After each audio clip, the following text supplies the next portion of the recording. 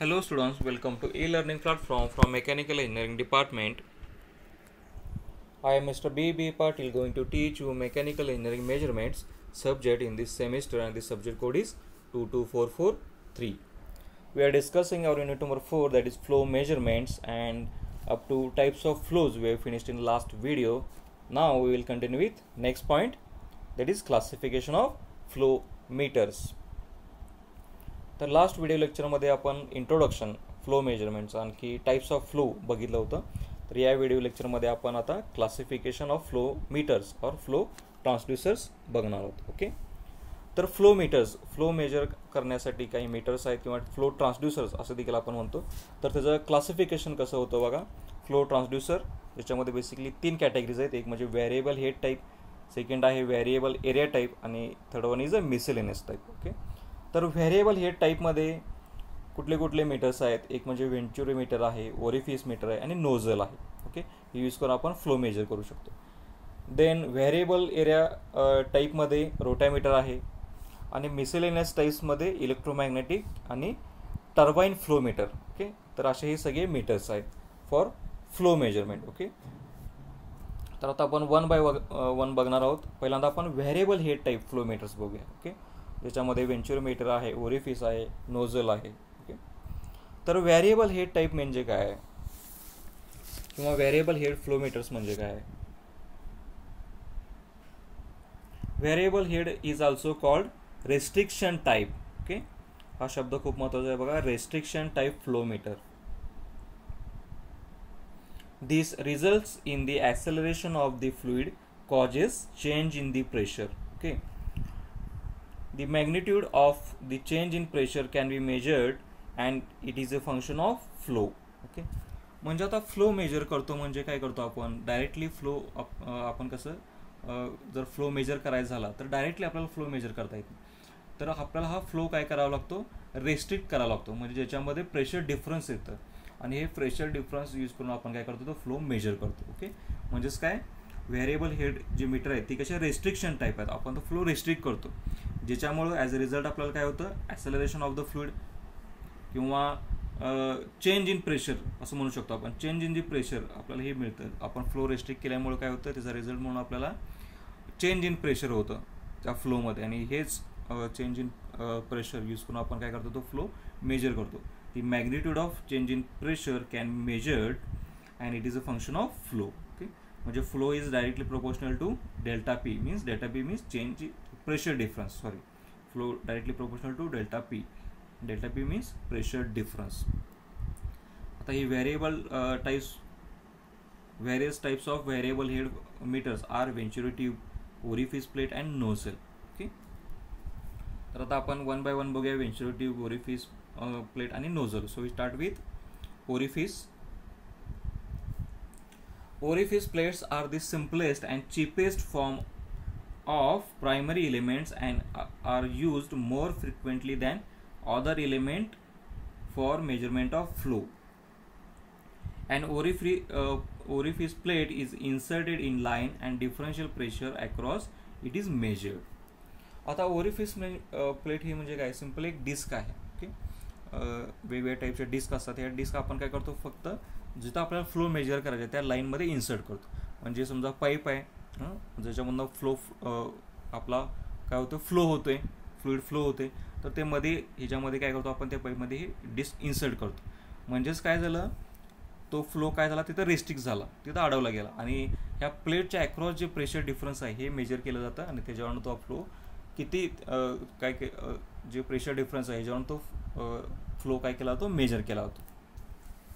तर ह्या orifice प्लेटचं material कुठलं असतं. For corrosive fluid, it is stainless steel. For low viscosity fluid, it is brass. And for very light flow rates, ते material कुठलं असतं orifice प्लेटचं, for very light flow rates साठी gun metal आणि bronze. Okay, तर orifice plate हा कसा simplest form आहे फॉर फ्लो मेजरमेंट. तर बेसिकली 3 टाईपचे ओरिफिस प्लेट्स असतात, त्याच्यामध्ये कॉन्सेंट्रिक टाईप आहे, इसेंट्रिक आहे आणि सेगमेंटल आहे. ओके, तर कॉन्सेंट्रिक टाईपमध्ये काय असतं, the concentric type has a circular hole located in the centre. Okay. आणि इसेंट्रिक मध्ये काय असतं, has a circular hole located at below. Okay, below centre. and in segmental type has a hole that is partly circular. हे कसं दिसते आपल्याला, semi circular दिसते. It is only partly circular. ही कुठं आहे, हे पण बिलो दी सेंटर आहे. ओके. तर ह्या वेगवेगळ्या टाईपच्या ओरिफिस प्लेट्स आहेत, ह्या यूज करून काय केलं होतं, फ्लो मेजर केला होता. ओके. तर ओरिफिस प्लेटचे ॲडव्हान्टेजेस काय काय आहेत बघूया.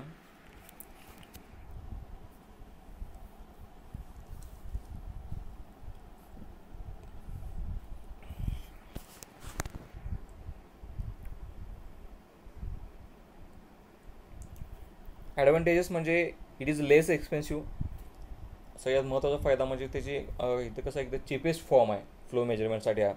त्यामुळे इट इज लेस एक्सपेन्सिव्ह. त्यानंतर इन्स्टॉलेशन इज व्हेरी इझी. त्यानंतर space required is less. They can be used for different sizes of pipes. Okay. They are available in different types. Okay. तर जे ॲडव्हान्टेज आपल्याला सांगतील की तो एक म्हणजे लेस एक्सपेन्सिव्ह आहे. त्यानंतर इन्स्टॉलेशन खूप इझी असतं याचं ओरिफिस प्लेटचं. त्यानंतर याला जागासुद्धा खूप कमी लागते. स्पेस रिक्वायर्ड इज लेस.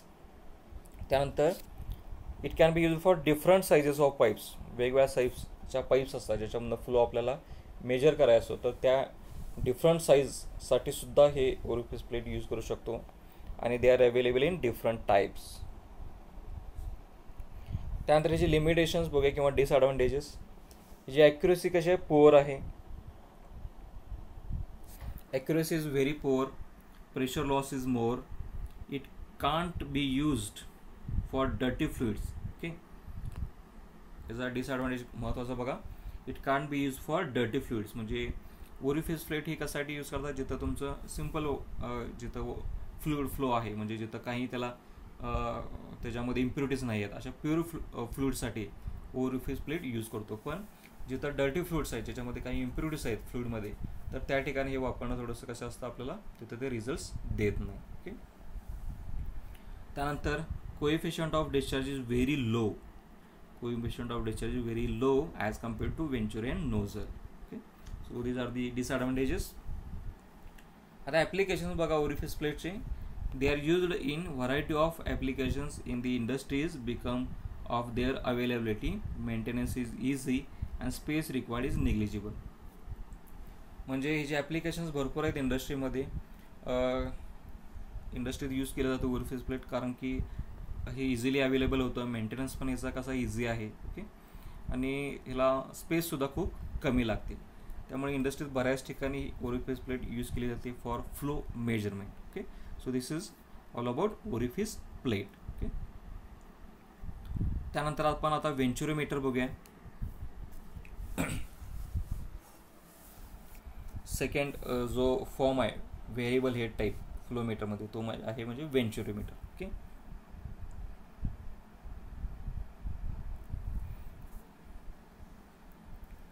आता हा देखील कसा आहे, रिस्ट्रिक्शन टाईप फ्लोमीटर आहे, ज्याच्यामध्ये व्हेंचुरोमीटरमध्ये बेसिकली आता आपल्याला हे तीन महत्त्वाचे जे पार्ट्स म्हणून आपण पार्ट दिसत आहे, ज्याच्यामध्ये कॉन्व्हर्जन्स सेक्शन आहे बघा हा. त्यानंतर सेकंड थ्रोट आहे. ओके. आणि त्यानंतर डायव्हर्जंट. ओके. इनलेटमधून ज्यावेळी आपला फ्लो येतो, तो कॉन्व्हर्जंटमधनं थ्रोट थ्रू कसा आहे, डायव्हर्जंट थ्रू तो बाहेर जाणार. ओके. म्हणजेच इथं काय झालं, परत आपला प्रेशर डिफरन्स तयार झाला. ओके. जो फ्लो येणार आहे तो इथं काय होणार आहे, ह्या कॉन्व्हर्जनमुळे थ्रोटच्या ठिकाणी तो काय होणार, रिस्ट्रिक्ट होणार आहे. परत इथं प्रेशर आपलं जे काय असणार आहे ते चेंज होणार आहे. आणि ज्यावेळी तो थ्रोटमधून बाहेर पडेल डायव्हर्जंट सेक्शनमध्ये, त्यावेळी परत काय असणार आहे, इथं प्रेशर चेंज झालेलं असणार आहे. ओके. आणि हे जे काय प्रेशर चेंज आहे, म्हणजे ज्यावेळी कॉन्व्हर्जंट आणि थ्रोटच्या ठिकाणी, तर ते प्रेशर जे आहे ते इथं आपण त्या मेजर करण्यासाठी इथं काय कनेक्ट केलेलं आहे, मॅनोमीटर. ओके. आणि हेच मॅनोमीटर आपल्याला प्रेशर डिफरन्स काय करेल, दाखवेल. आणि जो प्रेशर डिफरन्स आहे, ओके, तोच कसा आहे आपल्याला, it is directly proportional to flow. Okay. म्हणजे प्रेशर डिफरन्सवरून आपण काय करणार, फ्लो मेजर करणार. आता पहिला जो सेक्शन बघितला आपण, हा कटला आहे entry section. Okay. Cylinder entrance section. This section आहे the size of the pipe to which it is attach. तर हा जो पोर्शन आहे हा आपल्या पाईपला जोडलेला आहे, एंट्री सेक्शन, ज्या पाईपमध्ये आपल्याला फ्लो मेजर करायचा आहे. सेकंड आहे convergent conical section.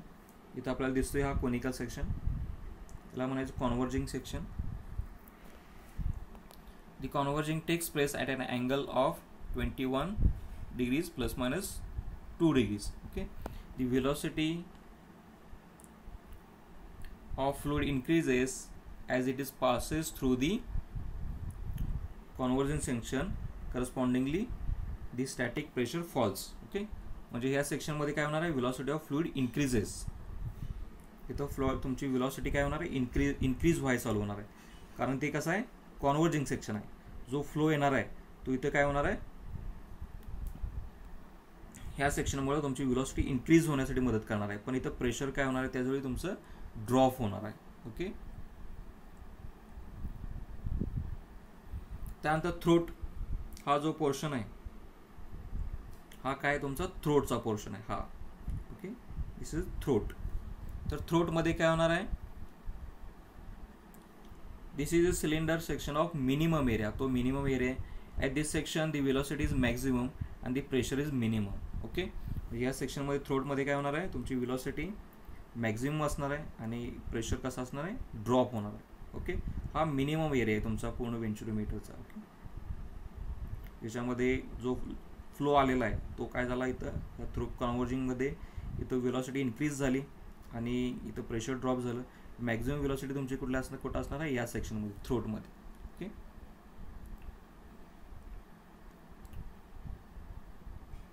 at this section velocity is maximum and pressure is minimum. Okay, the throat diameter is usually between 1/2 or 1/4 of the inlet diameter. The length of the throat equals its diameter. त्यानंतर finally divergence section, ज्याच्यामध्ये divergence section म्हणजे कुठला, हा throat मधनं बाहेर पडणार हा divergence section. Okay, जिथे एरिया वाढत गेला.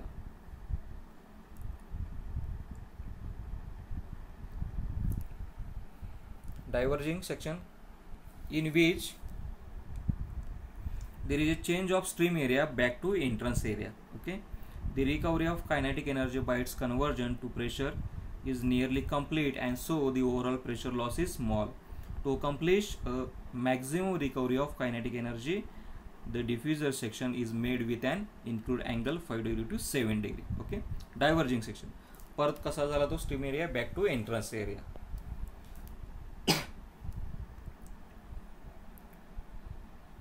त्यानंतर ॲडव्हान्टेजेस बघूया वेंचुरोमीटरची. High pressure recovery is attainable because of smooth surface. Meter is not much affected by wear and abrasion. Well established characteristics, less likelihood of becoming closed with sediments due to low value of losses. The coefficient of discharge is high, ideally suited for large flow of water, processed fluids, gases and suspended solids. Okay, तर as compare to orifice meter वेंचुरोमीटरचे advantages आहेत, चांगली accuracy आहे, त्याचबरोबर high pressure recovery is attainable. त्यानंतर the meter is not much affected by wear and abrasion. Wear and ॲब्राजनचा इतका effect होत नाही वेंचुरीवर. त्यानंतर ह्याचं लॉसेस खूप कमी आहेत, जसं की ओरिफिस मीटरमध्ये ॲज कम्पेअर टू ओरिफिस ह्याचं कसं आहे, लॉसेस खूप कमी आहेत, त्यामुळं कोएफिशियंट ऑफ डिस्चार्ज हाय आहे. Due to low value of losses the coefficient of discharge is high. Okay, आणि हे ideally suited for large flow water process fluids. Venturimeter आपल्याला कसे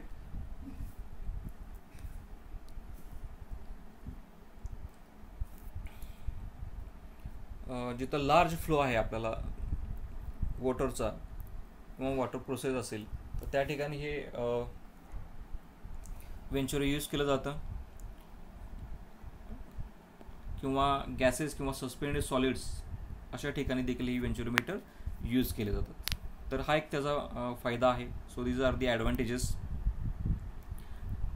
त्यानंतर लिमिटेशन्स किंवा डिसॲडव्हान्टेजेस बघूया व्हेंचुरोमीटरची. पहिल्यांदा सगळ्यात महत्त्वाचं म्हणजे ते कसं आहेत, महाग आहेत. They are expensive. ओके.